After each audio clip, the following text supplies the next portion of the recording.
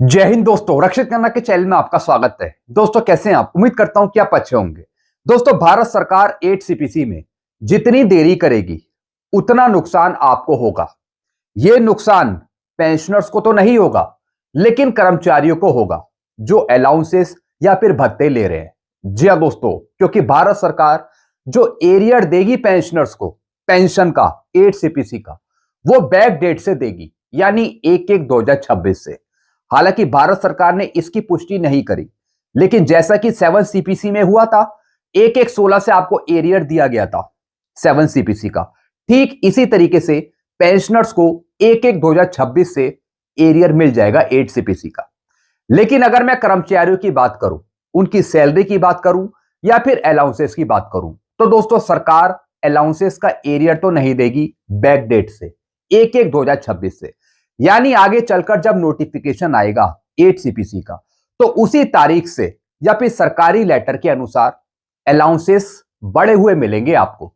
Back date का आपको arrear सरकार नहीं दे पाएगी। तो दोस्तों इसी पर चिंता व्यक्त करी है डॉक्टर मनजीत सिंह पटेल ने। जी हां दोस्तों, डॉक्टर मनजीत सिंह पटेल ने एक मैसेज किया है, चिंता व्यक्त करी है बैक डेट के एरियर के बारे में, चाहे कर्मचारी हो या फिर पेंशनर्स हो। तो दोस्तों इनकी एक रिपोर्ट है जो मैं आपको समझाऊंगा कि अगर गवर्नमेंट देरी करती है 8 सीपीसी में, तो दोस्तों फिर नकारात्मक प्रभाव आप पर पड़ता है, नेगेटिव प्रभाव आप पर पड़ता है। जी हां दोस्तों, तो दोस्तों पूरी रिपोर्ट में आपको समझाऊंगा। साथ ही साथ दोस्तों इन्होंने इस खबर को इकोनॉमी टाइम्स और नव भारत न्यूज में छपाया है। जी हां दोस्तों, यही खबर छपाई है न्यूज़पेपर में, ताकि ज्यादा से ज्यादा कर्मचारी पेंशनर्स इस जानकारी को समझ पाए या फिर पढ़ पाए, और ज्यादा से ज्यादा जो दूसरी जनता है, पेंशनर्स या कर्मचारी हैं, वो इनके साथ जुड़ सके, ताकि ताकि भारत सरकार इस तरीके का भेदभाव या फिर इस तरीके का कोई सख्त कदम ना उठा पाए। तो दोस्तों सारी रिपोर्ट में आपको समझाने वाला हूं इसके बारे में।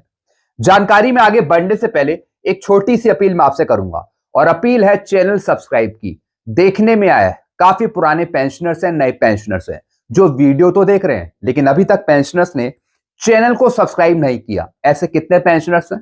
सिर्फ 34%। तो मैं आपसे अपील करता हूं कि जितने पेंशनर्स ने अभी तक चैनल को सब्सक्राइब नहीं किया, वो फटाफट सबसे पहले चैनल को सब्सक्राइब कर लीजिए, ताकि आपको बेहतरीन जानकारियां, आगे आने वाले वीडियो के नोटिफिकेशन आपको तुरंत मिल जाएं। चैनल सब्सक्राइब करने के या फिर वीडियो देखने के आपको एक भी पैसे नहीं देने, सब कुछ आपके लिए फ्री में है। तो फटाफट सबसे पहले आप क्या करेंगे? चैनल को सब्सक्राइब। चैनल का नाम है रक्षित खन्ना। चलते हैं दोस्तों, जानकारियों में आगे बढ़ते हैं। सबसे पहले दोस्तों मैं आपको मैसेज समझाऊंगा डॉक्टर मनजीत सिंह पटेल का। जी दोस्तों ये यूनियन लीडर हैं कर्मचारी संघ के। अक्सर आपकी डिमांड्स, मांग सरकार के समक्ष उठाते रहे हैं। अब इन्होंने क्या मैसेज किया है? 15 घंटे पहले का मैसेज है।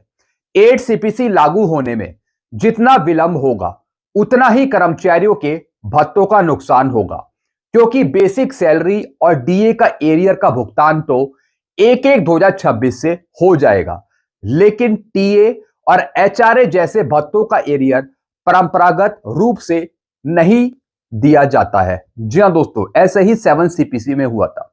7 सीपीसी में पेंशनर्स की पेंशन का एरियर तो दे दिया 1/1/2016 से, साथ ही साथ जो कर्मचारियों की सैलरी थी उसका एरियर भी दिया गया 1/1/2016 से। लेकिन अगर मैं बात करूं एचआरए की या फिर टीए की, भत्तों की, उसका एरियर बैक डेट से नहीं दिया गया था 1/1/16 से।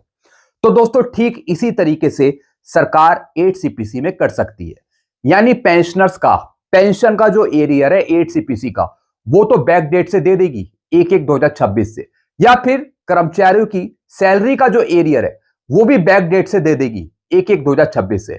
लेकिन जहां बात आती है भत्तों की, अलाउंसेस की, तो दोस्तों सरकार आनाकानी कर सकती है, मना कर सकती है, जैसे कि 7 सीपीसी में आपको नहीं मिला था। तो इसी पर चिंता व्यक्त करी है डॉक्टर मनजीत सिंह पटेल ने। फिर क्या लिखा है?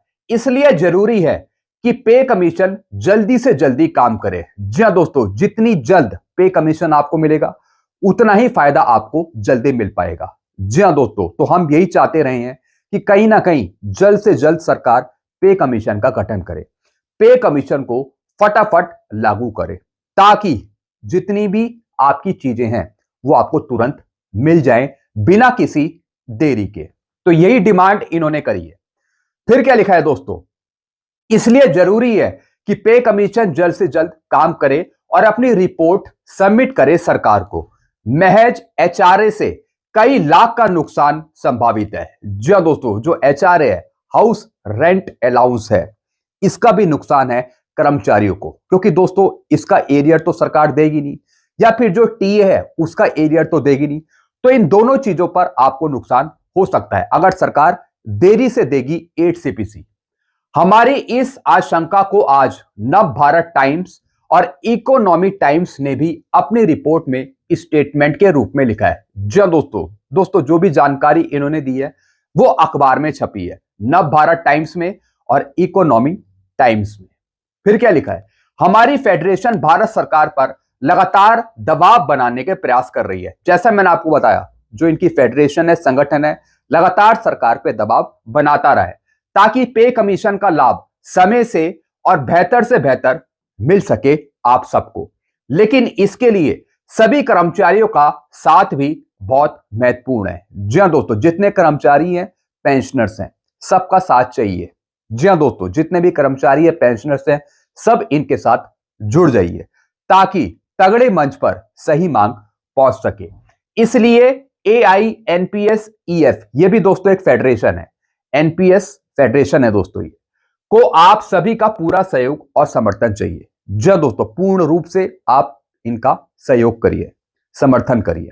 अब दोस्तों जो अखबार में खबर छपी है, यह भी मैं आपको समझा देता हूं। आगे बढ़ने से पहले एक बार मैं आपको जानकारी दे दूं, पेंशनर्स की पेंशन का जो रिवीजन है वो मिलना है 1/1/2026 से 31/12/2025 तक। जो भी आपकी पेंशन होगी या फिर जो आप ले रहे होंगे वो मल्टीप्लाई होगी फिटमेंट फैक्टर से, मल्टीप्लाई करके आपकी पेंशन दे दी जाएगी 1/1/2026 से।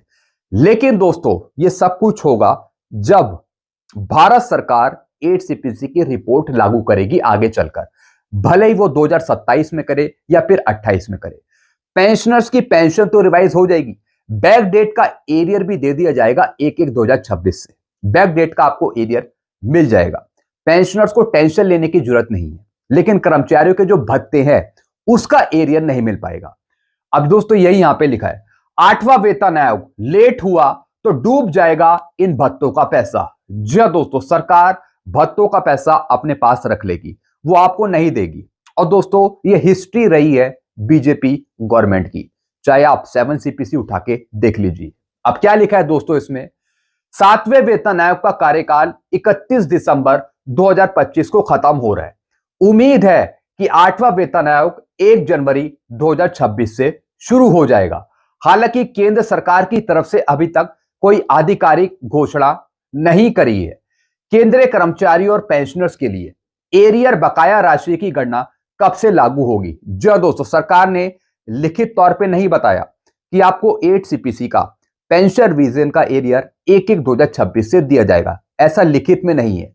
लेकिन जिस तरीके से पहले 7 सीपीसी में आपको पेंशन रिवीजन का एरियर 1/1/16 से मिला था, तो ठीक इसी तरीके से 8 सीपीसी का पेंशन रिवीजन का एरियर आपको 1/1/26 से ही मिलना है। लेकिन पिछले रुझानों को देखें तो यह आमतौर पर पुराने आयोग के खत्म होने के अगले दिन से ही शुरू होता है। जी हां दोस्तों, 7 सीपीसी कब खत्म हो रहा है, 31/12/2025 को। 8 सीपीसी कब शुरू हो रहा है, 1/1/2026 से। तो आमूमन है कि आपको फायदा 1/1/2026 से ही मिले। नवंबर 2025 में वित्त मंत्रालय ने 8वें वेतन आयोग को अपनी रिपोर्ट सौंपने के लिए 18 महीने का समय दिया था। जैसा आपको पता है, टर्म ऑफ रेफरेंस में सरकार ने 18 महीने का समय लिखा है वेतन आयोग के लिए। जानकारों का मानना है कि इसकी सिफारिशों को लागू करने में 6 महीने और लग सकते हैं। जी हां दोस्तों, 18 महीने तो वेतन आयोग लेगा और 5 से 6 महीने सरकार लेगी वेतन आयोग की रिपोर्ट को अप्रूव करने के लिए या फिर मानने के लिए। बड़ा सवाल यह है कि अगर वेतन आयोग लागू होने में देरी होती है तो क्या कर्मचारियों और पेंशनर्स का पैसा डूबेगा, और अगर हां तो कितना नुकसान हो सकता है। जी हां दोस्तों, अगर 8 सीपीसी में देरी होती है तो दोस्तों इस पर आप पर क्या प्रभाव पड़ेगा, आप पे नेगेटिव प्रभाव क्या पड़ेगा इसका अगर 8 सीपीसी में देरी होती है। ईटी के मुताबिक, इकोनॉमी टाइम के मुताबिक, दोस्तों ये इकोनॉमी टाइम की रिपोर्ट है जो मैं आपको समझा रहा हूं। ईटी के मुताबिक ज्यादातर केंद्रीय कर्मचारियों के लिए मुख्य भत्ते महंगाई भत्ता DA, house rent allowance HRA और ट्रांसपोर्ट अलाउंस टीए होते हैं। जी हाँ दोस्तों, जो भत्ते दिए जाते हैं कर्मचारियों को, जैसे कि उनकी सैलरी में डीए हो गया, एचआरए हो गया या फिर टीए हो गया, यही प्रमुख हैं जो जुड़ते हैं। फिर क्या लिखा है, इसके अलावा यूनिफॉर्म अलाउंस, बच्चों की पढ़ाई का भत्ता वगैरह भी मिलते हैं।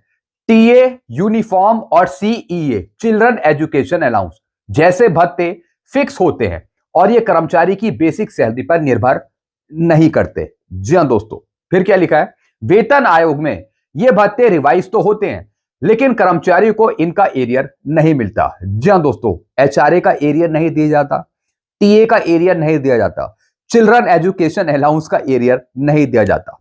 चाहे आप 7 सीपीसी की रिपोर्ट उठा के देख लीजिए। सैलरी का एरियर पॉसिबल है कि आपको सैलरी का एरियर मिल जाए, पेंशन का एरियर पॉसिबल है कि आपको पेंशन का एरियर मिल जाए, लेकिन जो दूसरे भत्ते हैं उसका एरियर आपको नहीं मिलता। वो भत्ते आपको बड़े हुए तब मिलते हैं जब आगे चलकर सरकार उन्हीं पर रिपोर्ट निकालती है। तो दोस्तों, विद इफेक्ट फ्रॉम, जो लेटर गवर्नमेंट आगे निकालेगी भत्तों पर, जो बड़े हुए भत्ते होंगे 8 सीपीसी के अनुसार, तो वो फायदा उस डेट से आगे के लिए लागू होगा, ना कि बैक डेट से 1/1/2026 से। फिर क्या लिखा है दोस्तों, किन भत्तों का एरियर नहीं मिलता। जी हां दोस्तों, अब किन भत्तों का एरियर आपको नहीं दिया जाता। अब इसमें लिखा है, सबसे पहला है महंगाई भत्ता डीए। जी हां दोस्तों, डीए डीआर आपका 0% तो हो जाता है, लेकिन अलग से महंगाई भत्ते का एरियर आपको नहीं मिलता। पेंशन का एरियर दिया जाता है आपको विद डीए इंक्लूड करके, डीआर इंक्लूड करके, लेकिन अलग से महंगाई भत्ते का एरियर इंक्लूड नहीं होता जब भी कोई नया पे कमीशन आता है। ये उन्होंने बताया। कर्मचारियों को डीए का एरियर नहीं मिलता क्योंकि वेतन आयोग के आखिर में इसे बेसिक पे के साथ मिला दिया जाता है फिटनेस फैक्टर निकालने के लिए, जैसा कि 7 सीपीसी में हुआ था। 1/1/16 को 125% डीए था, 125% डीए को बेसिक में मिला दिया गया और फिटनेस फैक्टर दिया गया 2.57 और 1/1/16 को ही आपका डीएडीआर 0% हो गया था और उसके बाद हर एक 6 महीने में आपका डीएडीआर बढ़ा 0%, फिर 2%, फिर 4, 6, इस तरीके से। लेकिन जो आपकी पेंशन रिवाइज हुई उसका एरियर आपको दिया गया 1/1/16 से। खाली डीएडीआर का एरियर आपको नहीं दिया गया, जो पेंशन का एरियर आपको मिला उसी में डीएडीआर इंक्लूड था। ठीक इसी तरीके से 8 सीपीसी में होगा 1/1/2026 से। तो दोस्तों, ये जानकारी इन्होंने दी है। फिर क्या लिखा है दोस्तों आगे, इस एडजस्टमेंट की वजह से डीए का कोई एरियर नहीं बनता। दूसरी बात, कर्मचारियों को डीए उनकी बेसिक सैलरी के प्रतिशत के रूप में मिलता है। नए वेतन आयोग में जैसे ही बेसिक सैलरी बढ़ती है डीए अपने आप बढ़ जाता है। जी हां दोस्तों, हर एक 6 महीने में आपका डीएडीआर बढ़ता रहता है। फिर क्या लिखा है, हाउस रेंट अलाउंस, इसका एरियर भी आपको नहीं मिलता। All India NPS employ federation के national president doctor Manjeet Singh Patel का कहना है कि कर्मचारियों को नए वेतन आयोग में एचआरए पर एरियर नहीं मिलता। अगर 8वें वेतन आयोग में देरी होती है तो कर्मचारियों की बेसिक सैलरी के हिसाब से कुछ हजार रुपए से लेकर लाखों रुपए तक का घाटा हो सकता है। जी हां दोस्तों, ये बात कर रहे हैं एचआरए में। एचआरए का एरियर आपको अगर नहीं दिया जाता तो दोस्तों इसमें फिर सरकार का ही फायदा है। लाखों का पैसा सरकार के पास चला जाता है जिसमें से आपको 1 रुपया भी नहीं मिलता एचआरए के रूप में। तो एचआरए का एरियर आपको नहीं दिया जाएगा सरकार की तरफ से, तो दोस्तों इसमें नुकसान है कर्मचारियों का। फिर क्या लिखा है, 7वें वेतन आयोग में एचआरए के रेट, केंद्र सरकार अपने कर्मचारियों को उस शहर के हिसाब से एचआरए देती है जहां वे रहते हैं। जी दोस्तों, इसकी भी अलग अलग ग्रुप्स हैं, जैसे कि एक्स, वाई, जेड, तो अलग अलग कैटेगरी के हिसाब से जिस सिटी से आप इंक्लूड करते हैं तो दोस्तों फिर उसके हिसाब से आपको एचआरए दिया जाता है। तो दोस्तों यह जानकारी थी जो इकोनॉमी टाइम्स में छपी थी, जो मैंने आपको जानकारी दी। इन्होंने भत्तों के एरियर के बारे में बात करी कि 8 सीपीसी में आपको पेंशन का एरियर तो मिल जाएगा, सैलरी का एरियर तो मिल जाएगा जब 8 सीपीसी मिलेगा, लेकिन जो भत्ते हैं जैसे कि डीए हो गया या फिर दोस्तों एचआरए हो गया, टीए हो गया, उसका एरियर आपको नहीं मिल पाएगा। जो अलाउंसेस हैं उसका एरियर आपको नहीं दे पाएगी सरकार। तो कहीं ना कहीं इसमें कर्मचारियों को ही नुकसान है।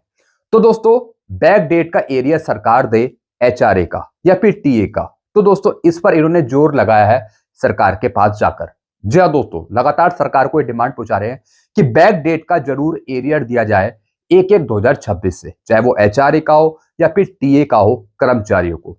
इनको पता है कि पेंशनर्स को पेंशन का एरियर तो मिल जाएगा 1/1/26 से, या फिर कर्मचारियों को सैलरी का एरियर तो मिल जाएगा 1/1/26 से, लेकिन जो भत्ते हो गए, अलाउंसेस हो गए, उसका एरियर सरकार नहीं देती, तो ये नुकसान करती है। तो इसके बारे में बताया कि सरकार जरूर दे एरियर एचआरए या फिर टीए का कर्मचारी को।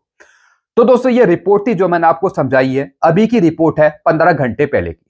आप इन जानकारियों से क्या समझते हैं, जो उन्होंने जानकारियां दी है, आप नीचे कमेंट कर सकते हैं। अपने विचार आप जरूर रख सकते हैं। एक बार फिर बता दूं, सरकार जितना लेट करेगी 8 सीपीसी, उतना ही कहीं ना कहीं कर्मचारियों को नुकसान होगा। इसलिए यह गुजारिश करी जा रही है सरकार से कि जल्द से जल्द 8 सीपीसी को लागू किया जाए। अगर आप इस बात से एग्री करते हैं तो कमेंट में एग्री जरूर लिखेगा, अपने सुझाव जरूर लिखेगा।